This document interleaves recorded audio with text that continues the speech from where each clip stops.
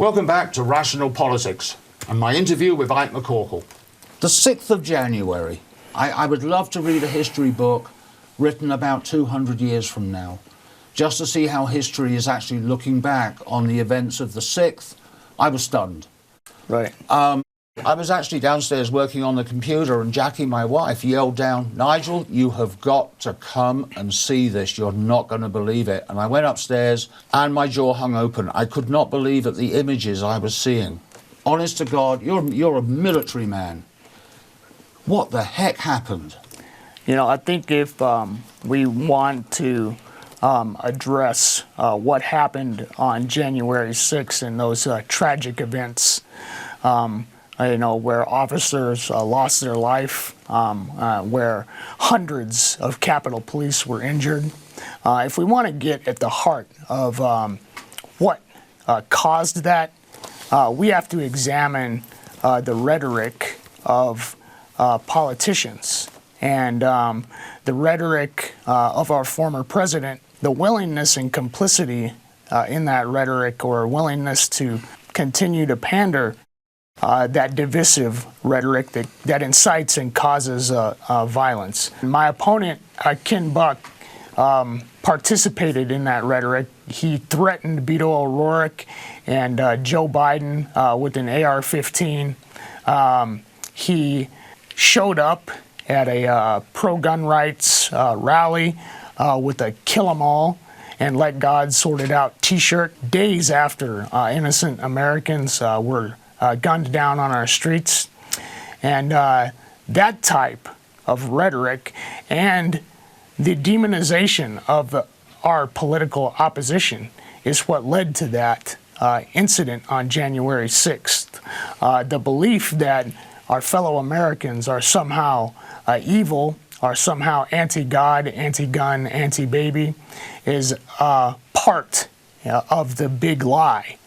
The big lie being that the election was stolen. But the big lie started long before January 6th. Oh, well before. It started years before. That rhetoric that incites violence between Americans is what eventually led to the insurrection at our Capitol, the attempted coup d'etat, the attempted stopping of government processes, the counting and certification of the Electoral College vote. The heart of our democracy was attacked on January 6th, and we need to address that directly. It was attacked, and it was attacked viciously. I'm going to quickly read something to you, because I think it's important to get this on the record. This is the actual law of this country. And this is 18 U.S. Code Chapter 115. If two or more persons in any state or territory or in any place subject to the jurisdiction of the United States conspire to overthrow, put down, or to destroy by force the government of the United States, or to levy war against them, or to oppose by force the authority thereof, or by force to prevent, hinder, or delay the execution of any law of the United States, or by force to seize, take, or possess any property of the United States contrary to the authority thereof, they shall each be fined under this title or imprisoned not more than 20 years. I discovered this law, the actual wording of this law, and I discovered it a couple of days ago when I knew we were going to be talking about it, and I did a little bit of research. What didn't the Republicans in the Senate understand about that law? They're all lawyers, for goodness sake. They should understand that better than I can. They should not only understand it, but they should properly convey its meaning to their constituents, not continue to pander the lies that led up to the insurrection.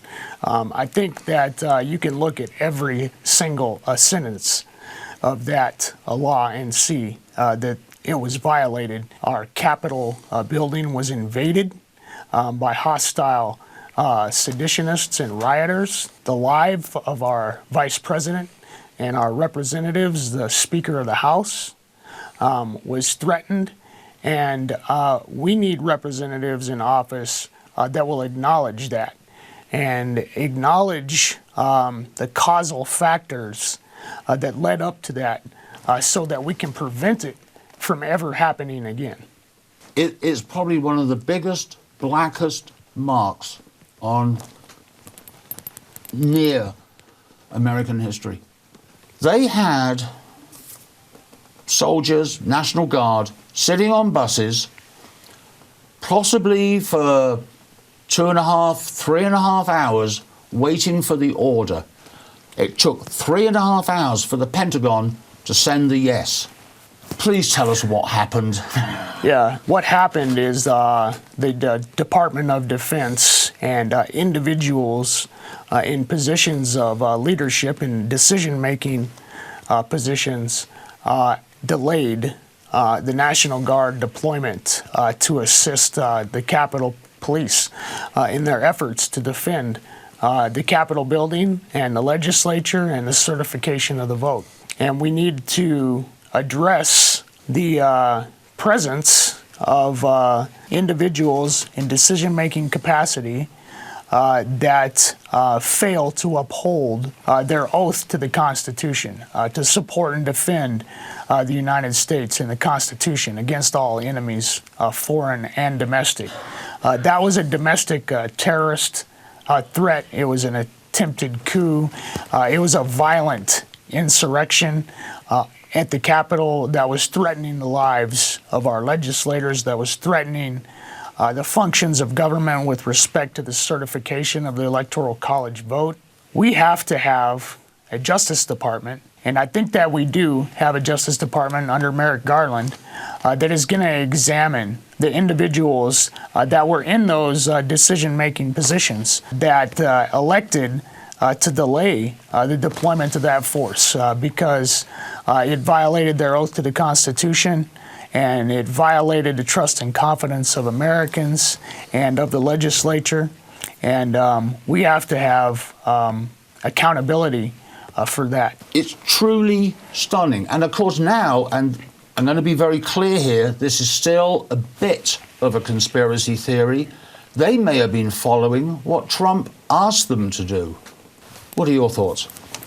My thoughts are that we need the Justice Department, inspectors generals, district attorneys from the locations where this happened. So the district attorney, the District of Columbia, needs to do a very thorough investigation of exactly what happened in the occurrences leading up to January 6th with respect to the decision-making and with respect to the delay of National Guard's troops' arrival to assist Capitol Police officers, and that any and all individuals, especially those in positions of leadership, need to be held accountable for delaying the arrival of the force that was designated to defend the lives of our representatives. We also need to examine the red tape that exists in the District of Columbia. Perhaps it's time for District of Columbia statehood so that a governor can be responsible for the deployment of the National Guard in the Capital Region. Ike, I want to thank you so much for coming into the studio today. I think we covered a lot of ground. Do you have any final thoughts right at this moment?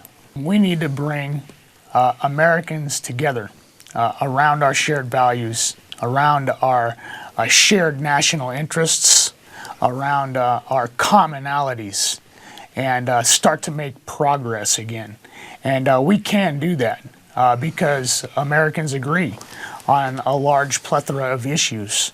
But bought and paid for politicians like Ken Buck and like State Representative Patrick Neville have abandoned the will, interests, and needs of the constituents in our district, and instead pass legislation and policy that enriches themselves, and they continue to pander the divisive and dangerous rhetoric that has caused a resurgence of a violence between Americans that hasn't been present since the days of the Civil War. We need leadership that can heal and build bridges and bring people together, not continue to break us up along factional and identity-based political lines. As Red Green would say, we're all in this together, and we really are. And unfortunately, the Republicans don't want us to see that, which is a great shame. I want to thank you very much for tuning in to Rational Politics. I know that I'm going to be having long conversations with Ike in the near future. Stay safe out there. Goodbye.